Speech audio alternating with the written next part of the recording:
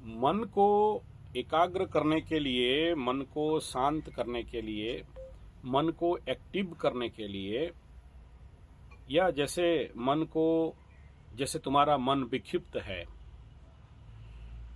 या तुम्हारा मन डाउट से भरा है, द्वंद्व में भरा है, ऐसा मन को अगर हम लोग शांत करेंगे तो तुम्हारा प्रश्न यही है कि जप का मार्ग अच्छा है या फिर ध्यान का मार्ग अच्छा है। This is the focus question. Okay जी। ठीक है, तो सबसे पहला प्रश्न का उत्तर यह है कि यही प्रश्न श्रीमद् भागवत गीता में पूछा गया है और अर्जुन के द्वारा। अर्जुन यहाँ कह रहा है कि मन बहुत बलवत दृढ़म, इतना मतलब पावरफुल है कि जिसको कंट्रोल कर पाना बहुत मुश्किल है, और इसको क्या और कैसे और किस प्रकार करें, क्योंकि हर एक व्यक्ति के जीवन में ये एक सामान्य बात है, एंड टाइम में भाग जाना। सही युद्ध हो रहा है और ये भाग रहा है, युद्ध नहीं करेंगे बोल रहा है। मतलब क्या हुआ, इसका अर्जुन का मन विक्षिप्त हो रहा है। मुझे नहीं लड़ना है, मैं भीख मांग के खाऊंगा, लेकिन मैं ये युद्ध नहीं लड़ूंगा। हम सबके जीवन में भी आसपास ऐसे ही घटना होता है। जब कोई काम करने के लिए आगे चलते हैं और वह काम हमें कष्टपूर्ण लगता है या फिर किसी कारणवशात मन विक्षिप्त होता है, विच्छेद होता है, तो फिर हम लोग वहां से क्विट कर जाते हैं। ये एक मन का अति सरल और सामान्य विषय बिंदु है। हर एक युवा आज इसी रोग में ग्रसित है कि जीवन में जब जब ऐसा कोई परिस्थिति आया है, वह स्वाभाविक रूप में वहां से हटने का, भागने का, नहीं करने का कई प्रकार का बहाना मानसिक लेवल पे बनाता है और नहीं करता, उसको बचने का कोशिश करता है। अब तुम्हारे प्रश्न का मूलभूत बात पे आते हैं कि ध्यान सही है या जप सही है। ना ध्यान सही है ना जप सही है। मन के लिए हर एक व्यक्ति का अलग अलग मन बताया गया है, ठीक है। और गीता शास्त्र में, वेदांत शास्त्र में, योग शास्त्र में मन का 3 स्थिति बताया गया, और उसमें सत्व, रज, तम 3 प्रकार का मानसिक एक परिस्थिति को बताया गया। तामसिक मन, राजसिक मन और सात्विक मन, ठीक है। और तीनों के ऊपर श्रीमद् भागवत गीता में श्री कृष्ण भगवान बड़े विस्तार पूर्वक व्याख्यान किए, और अलग अलग मन के लिए 4 मार्ग बताए। और उसमें से पहला मार्ग था कर्मयोग, दूसरा मार्ग था राजयोग, तीसरा मार्ग था ज्ञान योग, चतुर्थ मार्ग था भक्ति योग। और कर्मयोग, कर्म के माध्यम से कर्मों को काटना। तुम्हारे साथ कोई ऐसा कुछ गलत कर्म तुम जिंदगी में किए हो जिसका की भाग किया गया, निमित्त कर्म, नैमित्तिक कर्म, प्रायश्चित कर्म, ऐसे करके कर्मिक भाग किया गया। उसमें कर्मयोग जब पढ़ेंगे तो डिटेल जाएंगे। तो कर्मयोग एक मार्ग है, और श्रीमद् भागवत गीता में सबसे पहला 6ठा अध्याय तक इसी बात पे श्री कृष्ण भगवान बात किए। यानी तुम ध्यान भी करो, जप भी करो, उसका कोई महत्व नहीं है जब तक तुम कर्म नहीं करते। और शनि बाबा तब तक नहीं छोड़ते हैं जब तक तुम कर्म नहीं करते हो। यानी तुम्हारे मन को शांत और एकाग्र करने के लिए सबसे पहला आवश्यकता क्या है? कर्म है। खाली कर्म नहीं, कर्म योग। जो व्यक्ति कर्मयोग नहीं करता उसका मन कभी भी शांत नहीं हो सकता, किसी भी कीमत में शांत नहीं हो सकता। और उसके बारे में अगर ये सोचता या प्रयास भी करता है तो वो फेल हो जाएगा, क्योंकि इसको सूत्राकार रूप में भगवान श्री कृष्ण मन को काम में लगाने के लिए बोले। तो क्या बोलते हैं उसमें कि नहीं कश्चित क्षणमपि यातु तिष्ठत्य कर्मकृत। जो व्यक्ति कर्म को नहीं करता है, यानी ये जो मन है बिना कर्म में, नहीं कश्चित क्षणमपि, एक क्षण भी तुम्हारा मन नहीं रह सकता। ये पहले समझ लो। यानी तुमको ध्यान करना है या जप करना है, पूजा करना है या पाठ करना है, लेकिन उन सब से पहले कर्म योग करना है, कर्म नहीं। जब तक कर्म और कर्मयोग का तुम नहीं करते हो पालन, तब तक ना तुम ध्यान में सफल हो सकते हो ना जप में सफल हो सकते हो। और जो व्यक्ति कर्मयोग में अपने को निविष्ट नहीं करता है, वह व्यक्ति कितना भी ध्यान कर ले, कितना भी जप कर ले, कितना भी पूजा कर ले, कितना भी पाठ कर ले, उसका कोई महत्व नहीं रहता है। न कर्मणामनारंभा नैष्कर्म्यम पुरुषोस्नुते, बताया गया है। यह सूत्रकार रूप में भगवान श्री कृष्ण गीता में बता रहे हैं। कर्मेंद्रियाणि संयम्य ययास्ते मनसा स्मरन्, उसको बता रहे मिथ्याचारी स उच्यते।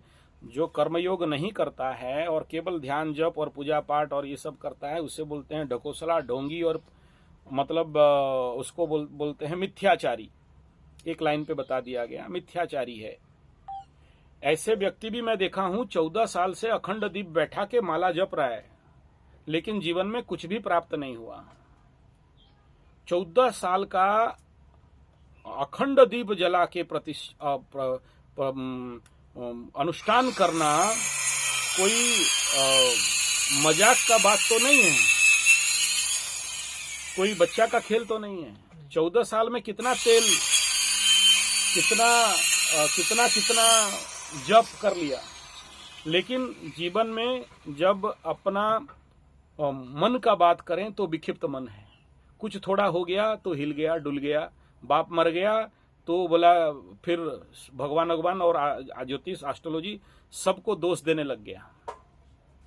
तो 14 साल का तपस्या तो गया पानी में, क्योंकि 14 साल में तुम्हारा बाप बूढ़ा हो गया, मर गया, और तुम अपने मन को एकाग्रचित नहीं कर पाए, समता में और प्रज्ञा में नहीं रह पाए। तो ऐसे जप का, ऐसे पूजा का, ऐसे पाठ का मूल्य क्या रह गया? तो इसलिए यहाँ पर सबसे पहला आपका जो प्रश्न है, जप बड़ा या ध्यान, ना जप बड़ा या ध्यान, कर्मयोग सबसे प्रमुख है। बड़े बड़े आश्रमों में जाओगे, जो ओरिजिनल आश्रम है, जहाँ पर पैसा कमाने वाला आश्रम का बात नहीं कर रहा हूँ, दिखा उखिया दे के शिष्य बढ़ाने का आश्रम वाला बात नहीं कर रहा हूँ, जो प्रैक्टिकल बड़े बड़े जो संत महात्मा साधु रहते हैं, जो बाहर अपने को ऐड नहीं करते और अपने को हमेशा ईश्वर भक्ति में निमग्न रखते हैं, जिनका कोई मकसद नहीं है कि तुम चेला बना कि नहीं, तुम दक्षिणा दिया कि नहीं, ऐसे संतों के पास जाओगे तो देखना कि कितना भयंकर मेहनत करते हैं। और कभी ऐसे संत चाहिए तो मेरे को बोलना, मैं तुम्हें लेके जाऊंगा ऐसे साधु संत के पास, दर्शन करा के आओगे कि ओरिजिनल साधु संत किसको बोलते हैं। जंगल के अंदर बैठा है, MBBS डॉक्टर है, ऐसा संत है। जैसे MBBS doctor, specialist in eye surgeon, सब कुछ छोड़ छाड़ के जाके जंगल के अंदर छोटा सा जमीन लेके खेती करके ध्यान पूर्वक अपना भोजन उगा के ध्यान मग्न, जप मग्न, कर्म मग्न, भक्ति मग्न, छोटा सा डपली लेके भगवत नाम लेके बैठा है। ऐसा साधु भी है। अच्छा, अब तुम्हारा प्रश्न, ध्यान बड़ा या जप? तो अब तुम ऐसे बोलोगे कि हम सब्जी बनाना चाहते हैं, नमक डालेंगे या तेल डालेंगे, ऐसे बोलोगे ना जी। तो कौन सा सही होगा? दोनों ही गलत है, बताओ। दोनों के बिना अधूरा है। दोनों के बिना अधूरा है। ऐसे ही ध्यान के बिना जप अधूरा, जप के बिना ध्यान अधूरा, और ध्यान और जप कर्म के बिना अधूरा। अब इसको ऐसे हम सिंप्लीफाई करते हैं, ज्ञान योगेश्च सांख्यानाम, कर्म योगेश्च योगिनाम। जो ध्यान मार्ग में जाने वालों को, एक ज्ञान मार्ग में चलने वालों को बोला गया है सांख्य, और कर्म योग में चलने वालों को बोला गया है योगी, योगिनाम कर्म योगे च योगिनाम। अब फिर ध्यान कौन से मार्ग में आता है? राजयोग। राजा जैसे बैठने वाला और ईश्वर को पाने का मार्ग को राजयोग कहा गया, जिसमें ध्यान योग सबसे ज्यादा विषय आता है।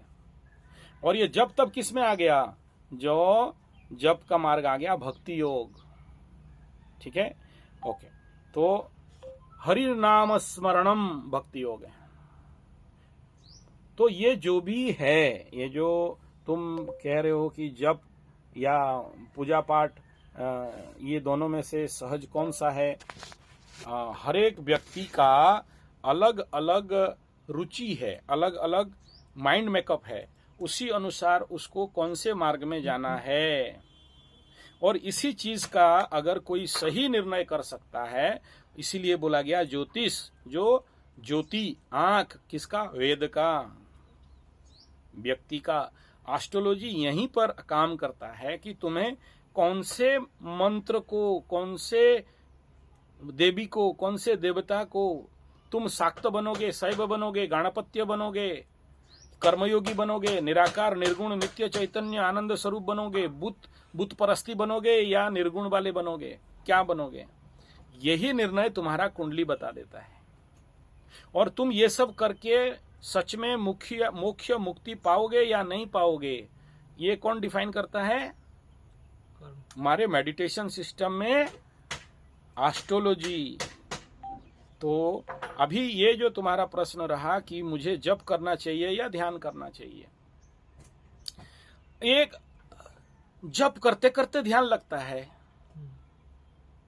और ध्यान करते करते जप लगता है, एक दूसरे का परिपूरक है।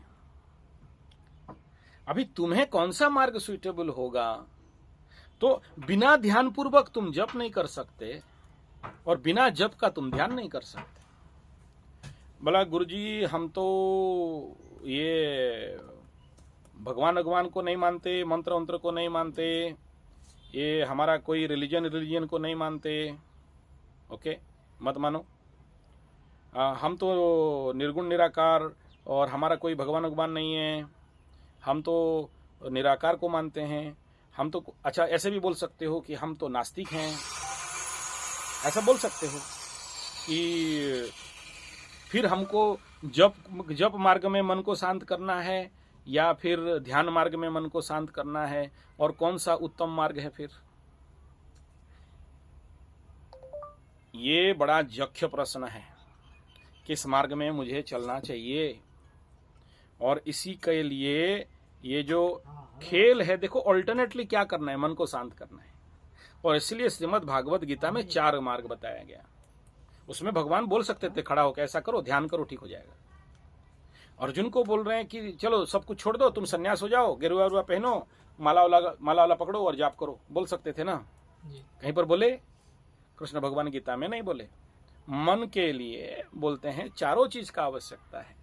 और इसी को और थोड़ा हम लोग प्रैक्टिकल क्लियरेंस करें तो क्या आएगा कि पतंजलि योग सूत्र में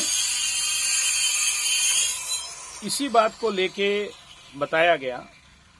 ये तो मैं गीता का बोला, पतंजलि में मन के लिए क्या करना चाहिए, मन का शांत के लिए क्या जप करना चाहिए, क्या ध्यान करना चाहिए। तो पतंजलि के कहीं पर भी भगवान का कंसेप्ट नहीं आया है, मन और चेतना का कंसेप्ट आया है। तो ये पतंजलि खास बनाया इसीलिए गया कि तुम्हारा मन कैसे शांत हो सके, और उसका प्रक्रियाकरण तरीका क्या हुआ? अष्टांग योग। कृष्ण भगवान 4 रास्ता बताए, पतंजलि 8 रास्ता बताया। क्लियर? जी। ये प्रश्न अभी नहीं आएगा जप बढ़िया या ध्यान बढ़िया। तो पहले अष्टांग योग को कंप्लीट करो, फिर श्रीमद् भागवत गीता को कंप्लीट करो, फिर आता है अष्टवक्र गीता। क्लियर? अष्टवक्र गीता में एक ही मार्ग बताया गया। तो तुम्हारे प्रश्न का उत्तर मिल गया? कौन सा बड़ा, कौन सा छोटा, क्या करना चाहिए, क्या नहीं करना चाहिए। ना और कोई डाउट हो गया? नहीं तो ना जप बड़ा है ना ध्यान बड़ा है, ये सामूहिक प्रयास होता है एक मन को शांत करने के लिए, एकाग्र करने के लिए, मन के मन से परे जाने के लिए एक मार्ग नहीं है। ठीक है,